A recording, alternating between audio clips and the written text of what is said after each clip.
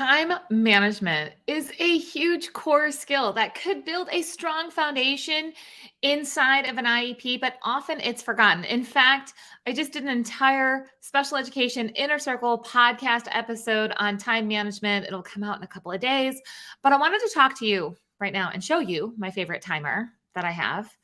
It's a new timer. It's been, I think, around for like 25 years. Like I'm a little late to the game, but it is my favorite timer. And this time of year, with all of the things that are going on, all of the extras that are put into our days, our weeks, this next month, it's important for us to have strong time management skills as special education parents and teachers, as we're looking to build IEPs that make sense for the real world. Time management needs to be a bigger topic that we really bring to the surface. Because a lot of times when we talk about academic skills or functional academic skills in special education, we're talking about time and money in a very old-fashioned way. So we're not going to talk about money today. We're just going to talk about time. And there's this big debate all the time over digital versus analog. Like we need to work on time management. So that starts with telling time. Do we focus on digital or analog? I cannot tell you over the past 25 years how many times I have seen clock goals, especially analog clock goals in an IEP over and over and over and over. In fact, that's where the time skills stop. And it's like, well, if you learn analog, then you're allowed to learn digital, or you try to learn them in tandem. That's not what I'm talking about when I say time management. When I say time management, I'm talking about time management, like setting a timer, having a schedule, getting things done. So I'm curious, do you have a strategy for your own time management? You know, some people are really, really great at time management and it just comes naturally to them. Some people not so good at time management and they have to work hard at it. I kind of fall in the middle, as in I can be really, really good at time management, but I need support to make that happen. A lot of times I'm using my iPhone, right? So like I set my timer and I do that all the time when I'm cooking, right? Like, you know, I can't say it. So I say, hey Siri, right? And it sets a timer. And of course it's going to try to set a timer now because my phone's sitting right next to me. So I set the timer and I just, set it and forget it. But sometimes I need to set a timer and remember what is going on. I have to remember what's going on. So that's why I'm sharing with you my favorite new tool that I'm using in my office. I wish I would have had it in my classroom. I didn't. I will tell you that I love this so much that I'm going to make sure that everybody who comes to a Master IEP Coach retreat in 2023, we have like 8 of them that are happening because they're very small. They're limited to 12 people at a time. Okay. They're all going to get a time timer to go home with them so they can have this experience. So here's what happens with this visual timer. And this is why it's so cool. So one, you've got this cover and you got, it doubles as a stand, but my first thought was it also covers the timer. So we're not fidgeting with it. That's how I would have used it in my classroom. I would have made sure we used it as a cover to see that, but it doubles as a stand. And then you go ahead and give yourself the visual of how much time do you have to get something done. And then this timer also has a dry erase board that you can go ahead and put your cue. It could be what you're working on. It could be what you're working for. It could be a lot of things, right? But you have visual cues, so very important. And I'm not talking about using a timer like this as a pressure cooker type of situation, as in, let's set a timer and see how many math problems can we get done in 1 minute. That's not what I'm talking about. Timed tasks like that sometimes are useful, but I'm not talking about that. I'm not talking about digital and analog clock. I'm not talking about timers as in how much can you get done? Hurry up. Let me see how good you are at this. I'm talking about time management. One of my biggest time management skills that I use for myself is that I block time. This might be really helpful for you. So I block time. So I batch my activities together, such as check emails, or, sometimes I have to do some work on social media, or I'm writing something new, like a new special education leadership guide for Master IP coaches. And I have a task that needs to get done. In fact, right now I'm writing a book. So I have to use a timer to write my book because I need to stay on task of what is happening. So I block certain activities that are similar together, and I say I have this amount of time. And then I put what's called a margin in between my blocks. So which means that I don't put my blocks of to-dos right next to each other.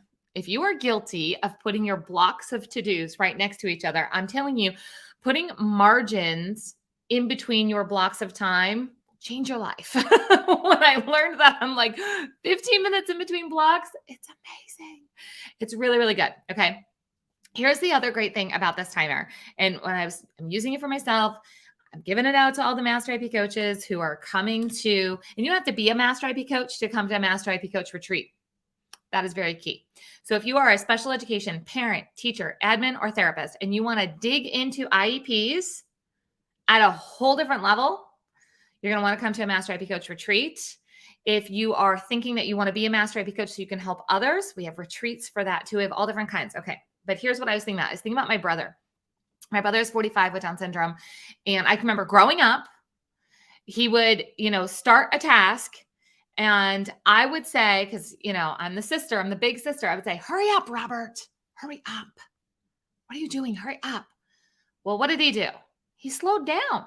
He slowed down because what happened is I was giving this verbal direction and he was like, let's say, putting his shoes on and we're going to get in the car and go somewhere, but he wasn't putting his shoes on fast enough. And I wanted to get out the door. So I would say, come on, hurry up, get those shoes on. And he had to restart the whole process in his, thought process of this is what I need to do to get out of the house. So I was verbally, coaching him on what he needed to do. I want to say coaching, encouraging. Really, I was being a big sister. Okay, hurry up, come on, let's go. And that was, taking longer. But what my mom figured out, and I finally had to just succumb to as a sister, was that if we wrote it down, if we gave him visuals, he would absolutely be so much more productive and independent. Time management builds independence, and that is huge. So you can set something like this that says, get ready for bed, and then you have the steps that are here and you list them out, and we have a timer, and then there's independence in that. It's huge. It's a huge thing. So I want to encourage you. I know I put the link here by the video that you go check out Time Timer. Now I'm going to tell you, I gave you the link to the original Time Timer. There's something about the original. The original is the best.